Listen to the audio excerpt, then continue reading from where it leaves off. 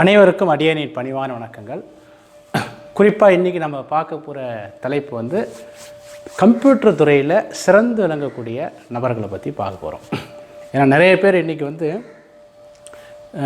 புதிய படிக்கிற நபர்களில் நிறைய பேர் கம்ப்யூட்டர் துறை சாதகமாக இருக்கா என்ன அப்படின்னு கேட்குறாங்க. ரெண்டாவது, அந்த துறை வந்து ஒரு நிலையற்ற துறை. கொஞ்ச நாள் ஃபீல்டில் இருந்துட்டு அப்புறம் வேலை அடிக்கடி மாறக்கூடிய அமைப்பு இருக்கிறதால இந்த துறையில் பர்மனெண்ட்டாக என்னால் இருக்க முடியுமா அப்படின்னு நிறைய பேர் கேள்வி கேட்குறாங்க. அது சம்மந்தமாக இன்றைக்கி நம்ம என்ன ரூல்ஸ் அண்ட் உயர்கணித சார ஜோதிட முறையில் என்ன ரூல்ஸ் அண்ட் ரெகுலேஷன் அப்படின்னு பார்ப்போம். ஃபஸ்ட்டு, கம்ப்யூட்டர் துறை அப்படிங்கிறது எந்த பாவம், நம்ம எந்த கேள்வி எடுத்தாலும் அதை பாவமாக மாற்றணும். அதாவது உலகத்தில் இருக்கக்கூடிய எல்லா தொழில்களும் 10வது பாவம், பொதுவான ரூல் இது. ஆனால் ஒவ்வொரு பாவத்துக்கும் ஒவ்வொரு தொழிலுக்கும் ஒரு பாவம் இருக்குது. அதில் கம்ப்யூட்டருங்கிறது 3வது வீடு. ஓகேங்களா, கம்ப்யூட்டருங்கிறது நம்ம 3வது பாவம்னு பார்த்துட்டோம். ஓகேங்களா, ஏன் அது கம்ப்யூட்டருங்கிறது 3வது பாவம் அப்படின்னு சொல்கிறோன்னா, 3வது பாவங்க என்பது மாற்றங்கள் அதிகமாக இருக்கிற பாவம் 3வது பாவம். ஏன் மாற்றங்கள் அப்படின்னு சொல்லிட்டு 3வது பாவத்தை நம்ம சொல்கிறோம் அப்படின்னா, 4வது பாவங்க என்பது நிலையானது. 4வது பாவங்கிறது நிலையானது அப்படின்னு சொல்கிறோம். அப்போ 4வது பாவத்துக்கு இது 12வது பாவம் இல்லையா, அதனால் இது நிலையற்றதுன்னு சொல்கிறோம். அதனால தான் மாறக்கூடியதுன்னு சொல்கிறோம். இது மாறாதது, நிலையானது அல்லது மாறாததுங்கிறது 4வது பாவம். இது 3வது பாவங்கிறது நிலையற்றது அல்லது மாறக்கூடியது, அடிக்கடி மாறக்கூடியது அப்படிங்கிறது. ரெண்டாவது, இந்த 3வது பாவங்கிறது தகவல் தொடர்பு அப்படின்னு சொல்கிறோம். ஒரு செய்தியை மற்றவர்களிடம் இருந்து கடத்துதல் அப்படிங்கிறது 3வது பாவத்தோட காரகம். இந்த 3வது பாவங்கிறது நம்ம உடல் கூறில் நம்ம என்ன சொல்கிறோன்னா கைகளை சொல்கிறோம். கைகள், காது, இது 3வது பாவம் சொல்கிறோம். நரம்பு மண்டலம், இதெல்லாம் 3ஆம் பாவம் சொல்கிறோம். அதேமாதிரி 3வது பாவங்கிறது மென்மையானது. 3வது பாவங்கிறது மென்மை, சாஃப்ட் அப்படிங்கிறது 3வது பாவம். அதாவது இது லக்னத்துக்கு இந்த 3வது பாவங்கிறது சாதகமான பாவங்கிறதால லக்னத்துடைய வேலையை எளிமையாக்குவது அப்படிங்கிறது 3வது பாவத்தோட காரகம். அதாவது இந்த கம்ப்யூட்டர் துறை அப்படிங்கிறது, கம்ப்யூட்டர் அப்படிங்கிறது என்னென்னா நம்முடைய வேலையை எளிமையாக்குதல். ஏற்கனவே செஞ்ச வேலை 2 மணி நேரம் ஆகுதுன்னா அந்த வேலையை ஒரு அரை மணி நேரமாக மாற்றுதல் அல்லது 10 நிமிடமாக மாற்றுதல் அப்படின்னு அந்த வேலையை குறைக்கிறது தான் இந்த 3ஆம் பாவத்தோட தன்மை. ஓகேங்களா, 3ஆம் பாவனாவே எழுத்து, தகவல் தொடர்பு, இந்த மாதிரி ஒவ்வொரு காலகட்டத்திலையும் நாகரிகம் வளர வளர உங்களுக்கு ஒவ்வொரு பாவமும் ஒவ்வொரு பாவத்தோட காரகமும் நம்ம வளர்த்துக்கிட்டே வருது.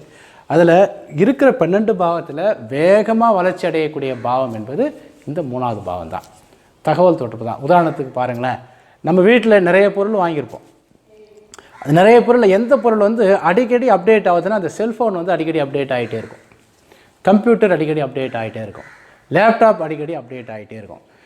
இந்த அப்டேட்டுங்கிறது என்ன ஆகுனா, பொதுவாக ஒரு பொருள் வந்து அப்டேட் ஆகும்போது மற்ற பொருள்களாம் அது வெயிட்டு கூடுற மாதிரி இருக்கும். ஆனால் இந்த 3ஆம் பாவத்தில் மட்டும் வெயிட்டு கம்மியாகிற மாதிரி இருக்கும், அப்டேட்டும் கிடைக்கிற மாதிரி இருக்கும். ஏன்னா அந்த சாஃப்ட் அப்படிங்கிறதோட தன்மை இது. இந்த 3ஆம் பாவங்கிறது ஒரு ஜாதகத்தில் முதல்ல கம்ப்யூட்டர் துறையில் இருக்கிறவங்களுக்கு, அது எந்த துறையாக இருந்தாலும் சரி, ஒருத்தர் ஒரு விஷயத்தை ஈடுபாடோடு செய்கிறாரா அப்படிங்கிறத அவருடைய லக்னம் அந்த துறைக்குண்டான பாவத்தோட தொடர்பு கொண்டால் அது வந்து முதல் வெற்றின்னு எடுத்துக்கலாம். அதாவது கம்ப்யூட்டர் துறையில் ஒருத்தர் சிறந்து விளங்கணுன்னா அவர் ஜாதகத்தில் லக்ன உபநட்சத்திரம் வந்து 3வது வீட்டை தொடர்பு கொள்ளணும். லக்ன உபநட்சத்திரம், இங்கே லக்ன உபநட்சத்திரம் அப்படிங்கிறது ஒரு வேளை தொடர்பு கொள்ளலை அப்படின்னா லக்னத்துடைய உப நட்சத்திரம் அது 3வது வீட்டை தொடர்பு கொள்ளணும். அதுவும் தொடர்பு கொள்ளலை அப்படின்னா லக்னத்துடைய நட்சத்திரம், இந்த 3 கிரகம் இருக்குது இல்லைங்களா, அதாவது ஒரு லக்னம்னு எடுத்திங்கன்னா, ஒரு லக்னம், இது ஒரு துலா லக்னம் எடுத்துக்கோங்க. லக்னத்துடைய நட்சத்திரம் வந்து குரு, உபநட்சத்திரம் புதன், உபநட்சத்திரம் சனின்னு வச்சுக்கோங்களேன். இப்போ இந்த குரு நின்ற நட்சத்திரம் உபநட்சத்திரம் 3வது வீட்டையோ, அல்லது இந்த குருவே வந்து லக்னத்துடைய நட்சத்திரம், இது லக்ன நட்சத்திரம்னு சொல்கிறோம், இது லக்ன உப நட்சத்திரம் சொல்கிறோம், இது லக்னத்துடைய உப நட்சத்திரம் சொல்கிறோம். இந்த 3 கட்டமைப்பு, இந்த 3 கிரகம் தான் லக்னத்தை ஆளக்கூடிய கிரகம். இதில் லக்ன உபநட்சத்திரம் தான் வலிமையானது அப்படின்னு நம்ம சொல்கிறதால நம்ம பெரும்பாலான வகுப்புகளில் புத்தகங்கள் எல்லாமே இந்த ஒரு பிளானெட்டை தான் நம்ம எடுத்துகிட்டு வரோம். ஓகேங்களா? இது நல்லா இருந்தாவே மற்ற 2 வீக்காக இருந்தாலும் அட்ஜஸ்ட் ஆகிடுன்னு எடுத்துக்கலாம். அதனால் இந்த லக்னத்தோட உபநட்சத்திரமாக இருக்கக்கூடிய புதன் இந்த ஜாதகத்தில் 3வது வீட்டுக்கும் உபநட்சத்திரமாக இருந்தால் சிறப்பு. அல்லது புதன் நின்ற நட்சத்திரம் உபநட்சத்திரம் இருக்கு இல்லையா, அது 3வது வீட்டுக்கு தொடர்பு கொள்கிற மாதிரி இந்த 2 அமைப்பு இருக்கலாம். அல்லது சனி லக்னத்துக்கு உப நட்சத்திரமாக இருக்கிற சனி 3வது வீட்டுக்கும் உபநட்சத்திரமாகவோ உபநட்சத்திரமாகவோ ஏதோ ஒரு வகையில் லக்னத்துக்கு 3வது வீட்டு தொடர்பு கொண்டாதான் ஒருத்தர் அந்த துறையில் சிறப்பாக இருக்க முடியும். அதாவது கம்ப்யூட்டர் சம்மந்தமான துறையில். இது கம்ப்யூட்டர் சம்மந்தமான துறைக்கு மட்டும் இல்லை, எல்லா துறையிலையும் ஒருத்தர் சிறந்து விளங்க வேண்டும் என்றால் லக்ன உபநட்சத்திரமோ லக்ன உபநட்சத்திரமோ லக்ன நட்சத்திரமோ அவர் இருக்கிற துறைக்கு எந்த விதத்திலேயாவது தொடர்பு கொள்ள வேண்டும். இதில் ரொம்ப வீரியமாக இருக்கிறது லக்ன உபநட்சத்திரம் அப்படின்னு எடுத்துக்கிறோம்.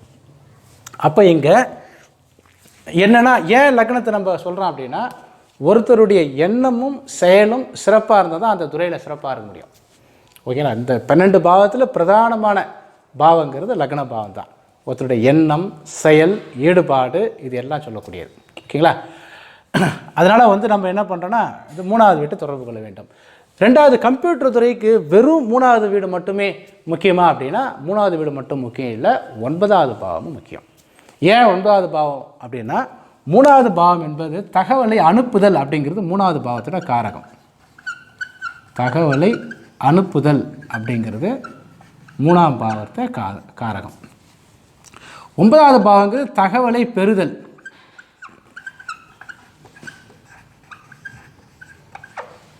அப்போ 3 9னா என்ன? தகவல் பரிமாற்றம். 3 9ங்கிறது தகவல் பரிமாற்றம். 3 9ங்கிறது தகவலை அனுப்புதல், தகவலை பெறுதல். அதுதான். அப்போ கம்ப்யூட்டர் துறைங்கிறது வெறும் 3வது பாவம் மட்டும் இல்லை, 3 9வது பாவமும் இருக்கிறது. வெறும் 3வது பாவம்னா வெறும் தகவலை மட்டும் தான் அனுப்புவாங்க, தகவலை பெற மாட்டாங்க. அது அக்கௌண்டன்ட் அப்படிங்கிறது 3ஆம் பாவம். ஏன்னா வெறும் தகவலை மட்டும் தான் அவங்க ஒரு பேப்பர்லேயோ அல்லது கம்ப்யூட்டர்லையோ டைப் பண்ணுறாங்க. ஆனால் ஒரு கொஞ்சம் பெரிய லெவலாக, அதாவது இந்த வெறும் 3வது பாவம் மட்டும் இல்லாமல் 9வது பாவமும் சேர்ந்து இயங்கும் போது என்ன ஆகுதுன்னா, அது இன்னும் சிறப்பாக இருக்கும். அதனால் லக்ன பாவம் 3ங்கிறது மெயின். ஆக்சுவலாக 3ங்கிறது மெயின். அது துணை நிற்கக்கூடிய பாவம் இங்கே 9. அந்த கம்யூனிகேஷன்ஸ் அப்படிங்கிறது, ஏன்னா நிறுவனங்கள் எல்லாம் இப்போ சாஃப்ட்வேர் லைனில் இருக்கிறவங்க எல்லாம் ஒரு செய்தியை அனுப்பி அதில் கரெக்ஷன் பண்ணி இன்னொரு செய்தி அனுப்புறது, இது மாதிரி மாறி மாறி மாறி பண்ணுறாங்க இல்லையா, அந்த கம்யூனிகேஷன்ஸ் அப்படிங்கிறது 3 9 தான். அப்போ 3 9ஐ தொடர்பு கொண்டாலும் சிறப்பு அமைப்பு தான். 3வது வீட்டையோ அல்லது 9வது வீட்டையோ அப்படின்னு எடுத்துக்கலாம். மெயின் 3ஆம் பாவம் தான் கம்ப்யூட்டருக்கு. ஏன்னா தகவலை அனுப்புதல் அப்படிங்கிறது தான் இங்கே மெயினான. 2வது 3ஆம் பாவத்துக்கு பதிவு, மாற்றங்கள், கிரியேட்டிவிட்டி இதெல்லாம் சொல்கிறதால 3ஆம் பாவம் தான் இங்கே ரொம்ப வலிமையானது. எப்படி இருக்கக்கூடாதுன்னா, இந்த 3 9வது வீட்டுக்கு அப்படியே 12வது வீடு 2 8. இந்த 2 8ங்கிறது முடக்கம் சொல்லுவோம். இந்த 3 9ங்கிறத செய்தி பரிமாற்றம் சொல்கிறது. 2 8ங்கிறது முடக்கம் அல்லது இருட்டடிப்பு.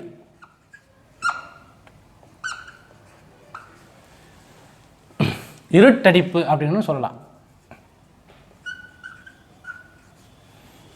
அதாவது 3 9னா விளம்பரம், பப்ளிசிட்டி அப்படிங்கிறது 3 9வது பாவம்.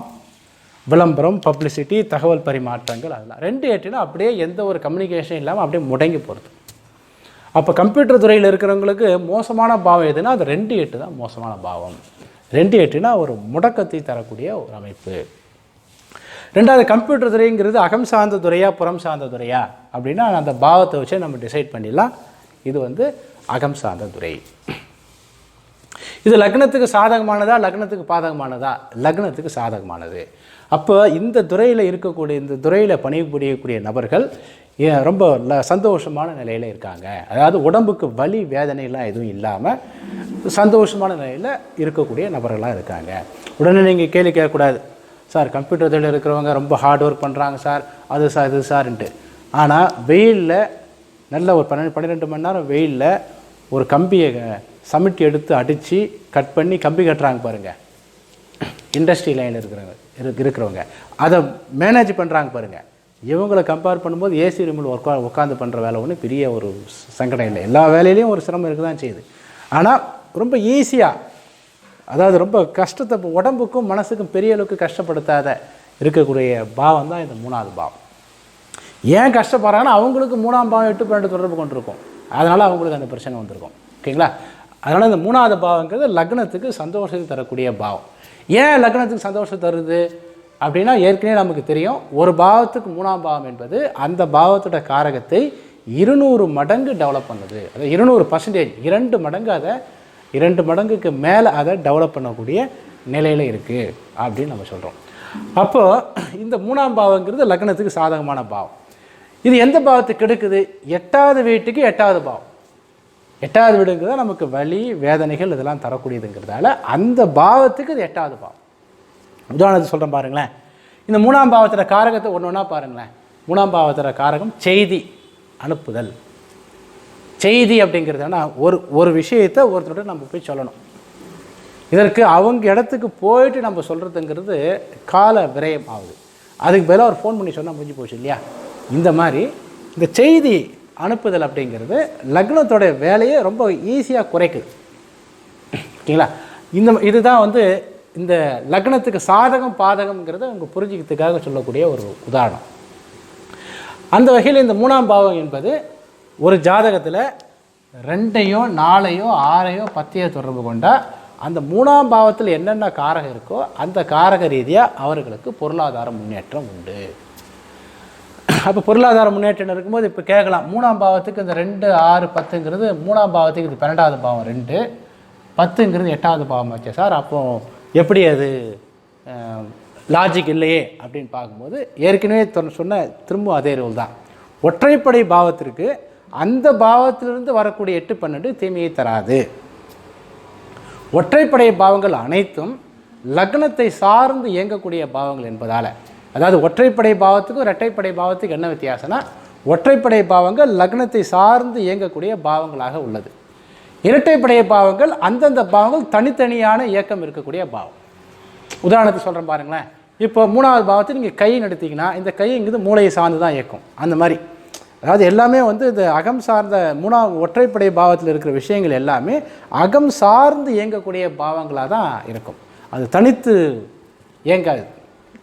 அந்த வகையில் நாம் என்ன பண்ணுறோன்னா, இந்த 3ஆம் பாவங்கிறது 2ஐயோ 6ஐயோ 10ஐயோ தொடர்பு கொண்டால் அது தீமைன்னு அர்த்தம் இல்லை. இப்போ 3ஆம் பாவம் 8வது வீடு தொடர்பு உள்ளதுன்னு வச்சுங்களேன்.